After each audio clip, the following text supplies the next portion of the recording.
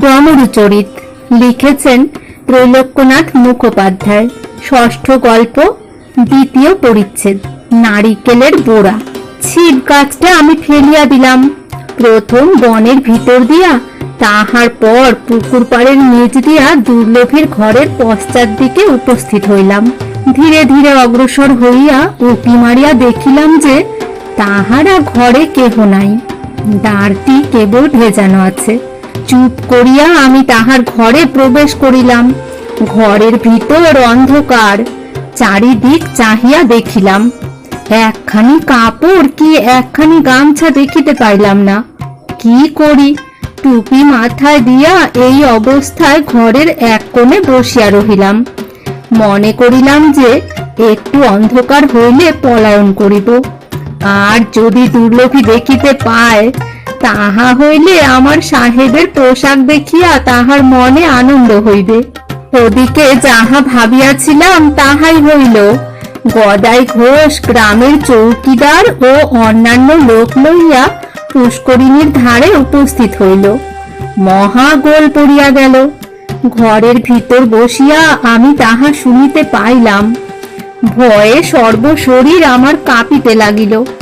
পুকুরের সেই কোণে বনের ভিতর তাহারা অনেক অনুসন্ধান করিল, ছিপ দেখিতে পাইল, কিন্তু সাহেবকে তারা দেখিতে পাইল না। হতাশ হইয়া সকলে বাড়ি ফিরিয়া গেল। তখন দুর্লভী আসিয়া আপনার দাওয়ায় পিড়িতে বসিল। এমন সময় রসিকের মা আসিয়া বলিল, দুর্লভী, আমাকে শশা দিবি বলিয়াছিলি, কই দে। দুর্লভী বলিল, শশা তুলিয়া রাখিয়াছি, ঘরের বাম কোণে ডালায় আছে, গিয়া লও। আমি ঘরের বাম কোণে বসিয়াছিলাম। আমার ভয় হইল, কোণের দিকে আরো ঘেঁষিয়া বসিলাম। রসিকের মা ঘরের ভিতর আসিয়া কোণের কাছে অন্ধকারে হাতড়াইতে লাগিল। সহসা ঝনাত করিয়া কি একটা শব্দ হইল। সে চিৎকার করিয়া উঠিল, বাম হাত আমার দিকে বাড়াইয়া দিল। আমার গায়ে তাহার হাত ঠেকিয়া গেল। সে চিৎকার করিয়া বলিতে লাগিল, ঘরের ভিতর একটা ভূত বসিয়া আছে, সে আমার হাতে কামড় মারিয়াছে, আমার আঙুলগুলা চিবাইতেছে, এখন আমার সর্বশরীর খাইয়া ফেলিবে। পরে বুঝিলাম, ঘরে যে দুর্লভীর রাতে ইঁদুর কল পাতিয়া রাখিয়াছিল, রসিকের মায়ের হাত তাহাতে পড়িয়া গিয়াছিল। কি হইয়াছে, কি হইয়াছে বলিয়া দুর্লভী দৌড়িয়া আসিল। দ্বারের নিকট তাহাকে ঠেলিয়া আমি ঘর হইতে বাহির হইয়া পড়িলাম। তখন দুর্লভী আমাকে দেখিতে পাইল, কিন্তু চিনিতে পারিল না। সে চিৎকার করিয়া বলিল, ভূত নহে, ভূত নহে, এ সেই ন্যাংটা গোড়া আমার ঘরের ভিতর বসিয়াছিল। তাহার চিৎকার শুনিয়া চারিদিক হইতে লোক ছুটিয়া আসিতে লাগিল। আমি আর বাড়ি পলাইতে অবসর পাইলাম না। কিছু আগে পথের বাম দিকে বিন্দু ব্রাহ্মণীর ঘর। বিন্দু ব্রাহ্মণী তখন গোয়ালে বসিয়া ঘুঁটে ধরাইয়া ধোয়া করিতেছিল। তাহার সেই একখানি মেটে ঘরের দ্বার খোলা ছিল। তাড়াতাড়ি আমি সেই ঘরের ভিতর প্রবেশ করিলাম। ঘরের ভিতর মিটমিট করিয়া এক কেরোসিনের ডিবে জ্বলিতেছিল।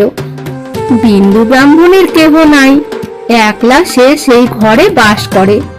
তাহার অনেকগুলি নারিকেল, আম, কাঁঠাল ও আতা গাছ আছে। তাহার ফল বেচিয়া সে দিনপাত করে। আমি দেখিলাম যে ঘরের এক কোণে অনেকগুলি নারিকেল পাহাড় হইয়া আছে। তাহার পার্শ্বে 5 বোড়া বা গুমের থলি নারিকেল পূর্ণ করিয়া তাহাদের মুখ বন্ধ করিয়া বিন্দু সারি সারি উচ্চভাবে বসাইয়া রাখিয়াছে। ইতিমধ্যে বাহিরে গোল পড়িয়া গেল। সকলে বলিল, ন্যাংটা গোড়া এইদিকে আসিয়াছে, এসো বিন্দুর ঘরের ভিতর দেখি, হয়তো এই ঘরের ভিতর সে বসিয়া আছে। আমি তখন মা দুর্গাকে ডাকিতে লাগিলাম। আমি বলিলাম যে, মা, নষ্টচন্দ্র দেখিলে লোককে কি এত সাজা দিতে হয়? প্রতি বৎসর আমি তোমার পূজা করি, এ বিপদ হইতে তুমি আমাকে রক্ষা করো। তোমাদিগকে আমি বারবার বলিয়াছি যে আমার উপর মায়ের অপার কৃপা। মা তৎক্ষণাৎ আমার মনে বুদ্ধি দিলেন। নিকটে একটি খালি বোড়া পড়িয়াছিল, সেই বোড়ার মুখে আমি আমার মাথা গলাইয়া দিলাম।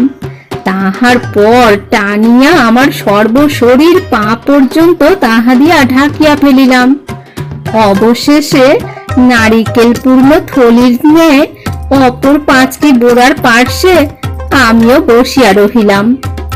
3-4 জন গ্রামবাসী ঘরের ভিতর প্রবেশ করিল। এদিকে ওদিকে চাহিয়া দেখিল যে ন্যাংটা গোড়া ঘরের ভিতর নাই, কেবল হাটে যাইবার জন্য নারিকেল পূর্ণ থলি সারি সারি বসিয়া আছে।